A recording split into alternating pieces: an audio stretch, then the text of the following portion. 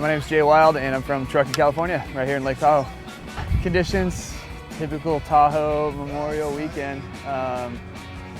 Nice and chilly, cool breeze. Started off on the west end here. It's relatively flat, but it's a little wind protected. First turn buoy. Start to pick up the little bumps, all the winds on your left side. Full right side paddle pretty much all the way. You know, you wanted to make sure you took a good angle up the lake, so you drifted back down to the next turn buoy. A lot of people got pushed, you know, further to the east and lost some positions.